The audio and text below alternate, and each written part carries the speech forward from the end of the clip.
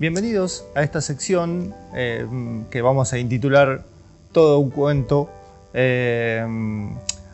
Antes que nada, antes de empezar, quisiera agradecer a Luciana, por la invitación para participar en este hermoso programa, en este hermoso proyecto que es Nada que Ver.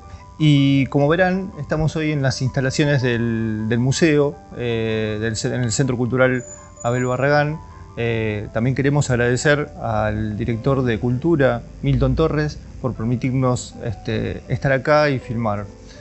Esta sección, tiene el fin de traer una cosa primaria, casi infantil, que es la de la lectura de un cuento.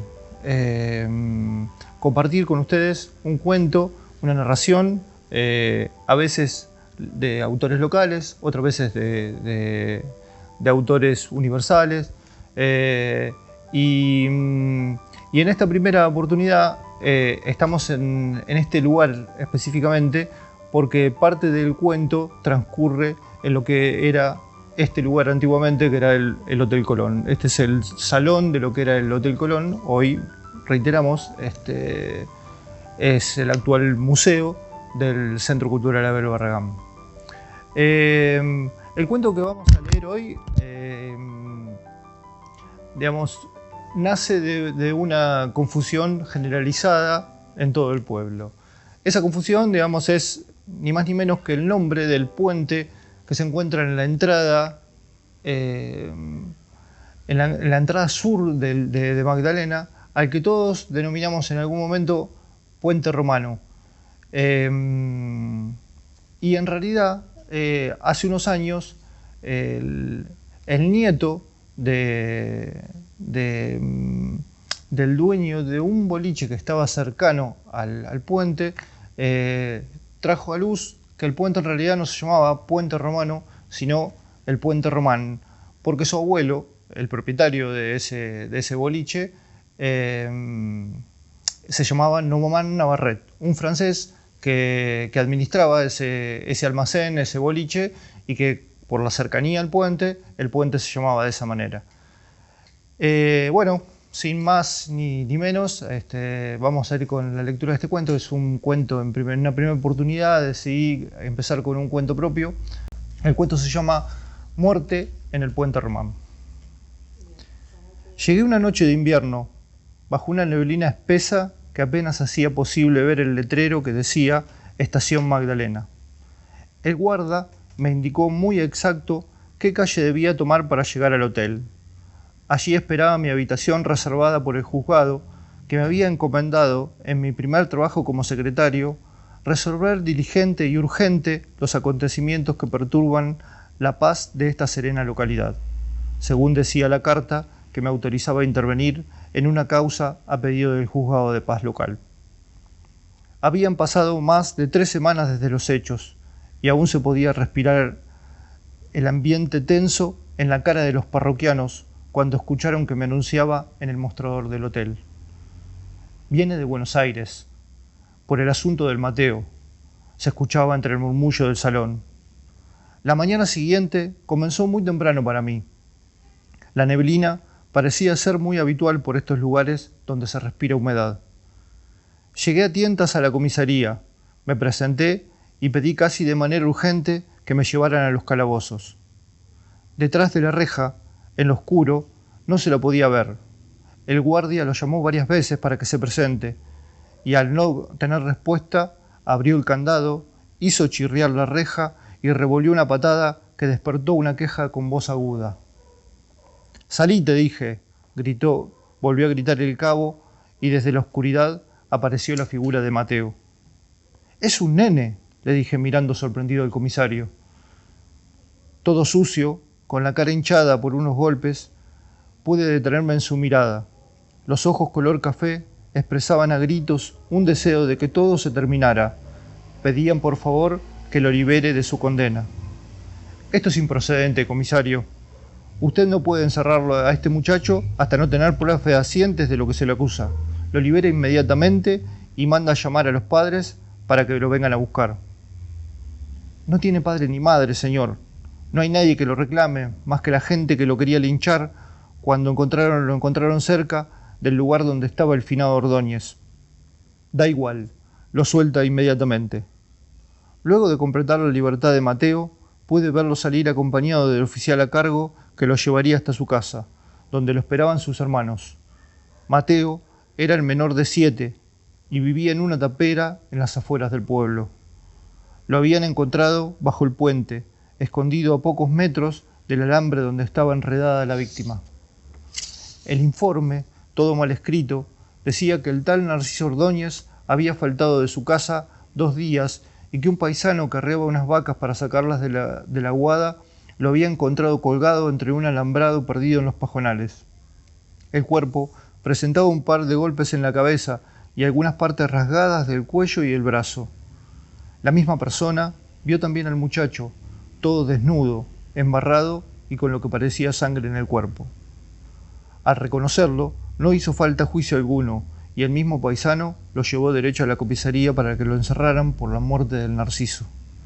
¿Y cuál es el motivo para hacer tan rápida conjetura?, pregunté. Usted no va a creer, pero esto es cosa de mandinga. Este pibe está maldito. Vamos, comisario, explíquese de una vez. Lo que hacía Mateo, el potencial autor del crimen del tal Ordóñez, no era otra cosa que la creencia de que el chico, al ser un 7º hijo varón, tenía la maldición consigo de transformarse en una suerte de bestia que asediaba cuanta cosas se le cruzaba la noche de luna llena. Mitad hombre, mitad animal. Los ojos del comisario expresaban todo el terror posible ante semejante probabilidad. Mis gestos, en cambio, le devolvieron desazón. Sinceramente, comisario, pensé que me iba a hacer un planteo más racional, dije negando una y otra vez con la cabeza mientras cerraba el expediente. Por favor, déjese de pavadas y me lleva ya mismo al lugar del hecho.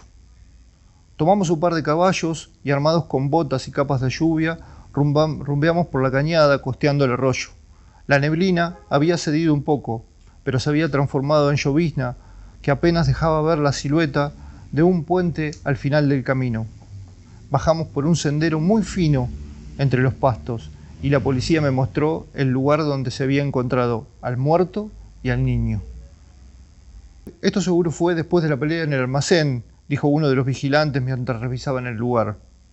¿De qué pelea habla?, pregunté. La última vez que vieron a Ordóñez con vida fue en aquel almacén del Francés, dijo señalando una construcción que apenas se divisaba. Hubo una pelea y el finado parece que hirió a un peón de estancia pasado de copas. Vamos inmediatamente al almacén. Ahí tal vez podamos encontrar algo de información, sentencié sin dudar. Entramos y todos se giraron para ver la entrada de la partida policial que me acompañaba. El comisario levantó la mano y esa señal pareció ser un llamado de tranquilidad para todo el mundo. Nos arrimamos al mostrador, donde un hombre alto y elegante fregaba intensamente un vaso con la rejilla. «Cuéntele al fiscal qué pasó con el Ordóñez, Román», dijo el comisario, a quien parecía el dueño del lugar. El hombre narró con lujo de detalle la discusión que se armó entre Ordóñez y el peón. Contó que nunca había visto al otro muchacho y que fue él quien sacó el cuchillo primero para atacar a Narciso. No habiendo sido certero en la estocada, permitió que Ordóñez reaccionara, aún con el brazo ensangrentado, y le clavara su facón en el hombro. El muchacho, en la caída, había lanzado un nuevo intento que le pasó cerca de la cara, pero que no llegó a lastimar. «Eso explica las marcas en el brazo y en el cuello», le dije mirando al comisario y al asistente que anotaba. «¿Averiguaron quién era el peón?» «No, señor. Nunca vinimos a hablar con Román», dijo el asistente. Mi cara de disgusto no se hizo esperar. Volví sobre el francés, que continuó su relato, y dijo que el último en irse del boliche esa noche fue Ordóñez, que incluso lo vio salir a caballo hacia el pueblo al cerrar la tranquera, que lo observó perderse en la neblina y que desde ahí no se supo más nada de él. ¿Algo que quiera agregar?, pregunté. Esa noche había luna llena, me respondió, y noté que se hizo un silencio total en todo el almacén. Ya sé para dónde va, pero eso no es motivo de esta investigación. Buscamos evidencias para reconstruir el asunto. Dejemos para los cuentos ese tipo de creencias. El francés se puso serio y me miró, y en sus ojos claros se podía ver el terror, el espanto retratado en un fondo celeste. Usted porque viene de la ciudad y ve las cosas que no ve las cosas que nosotros vemos acá. Yo le puedo asegurar que esto no es obra de nada natural. ¿Quiere un consejo, joven? Abra bien su mirada, porque no le van a alcanzar con sus anotaciones y sus ideas racionales. Una suerte de escalofrío me corrió por la nuca, pero finalmente me despabilé y le agradecí al almacenero por su ayuda. Investiguen al peón. Quiero saber quién es y qué pasó con él después de la pelea, dije al salir del boliche mientras montaba mi caballo. Pasaron 2 días, sin novedades esclarecedoras. A donde preguntaba, todos salían con algún cuento sobre una criatura que no era natural. Nada de material serio para la investigación. Al tercer día, la policía me mandó a llamar al hotel. Habían encontrado al peón en un rancho medio abandonado a 2 o 3 leguas del almacén. Atado en el palenque estaba el tordillo de Ordóñez, su montura y pertenencias que luego reconoció la familia en la comisaría. El peón tenía antecedentes. Era buscado porque debía un par de vidas en Junín o en Tapalqué, y no hizo falta mucha explicación para detenerlo acusado de matar a Narciso Ordóñez. Habiendo aclarado los hechos, redactado el sumario para el fiscal e informado al juez de paz local sobre los resultados de la investigación, él mismo me dio por aviso que se habían comunicado de la oficina presidencial para pedirle que organice todo para bautizar a Mateo bajo el padrinazgo de Figueroa el Corta, con el fin de terminar con el saneamiento del pobre muchacho. La noche anterior a irme, decidí pasar a saludar a Navarrete, el francés dueño del boliche tras el puente. Pasé la noche escuchando historias de campo, cuentos sobre la luz mala y otras supersticiones. Para alguien como yo, que fui educado en la observación y en el razonamiento deductivo, estas historias no tenían ningún sentido. La niebla nuevamente invadía el campo. Apenas se podía distinguir el camino. Y las ginebras de más estaban haciendo su efecto cuando intenté montar el caballo que me llevaría de nuevo al pueblo. Román me ayudó a pisar el estribo, y ya montado, miró hacia arriba y me hizo observar la luna llena que se dibujaba en la bruma. Estaba atravesando el puente cuando lo oí.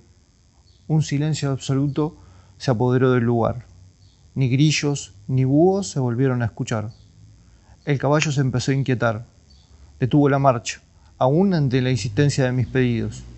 Sentí por detrás de mí algo pasar. Rápido, muy rápido. El caballo arremetió de golpe y salió hacia el otro lado del puente. Justo en ese momento, algo se interpuso entre el animal y la salida.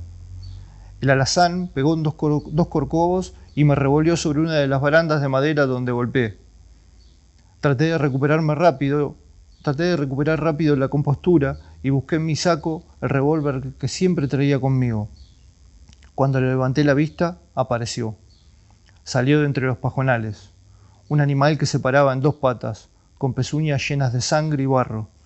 El caballo había caído más adelante y su queja era de ahogo en sangre tras el certero ataque de la criatura.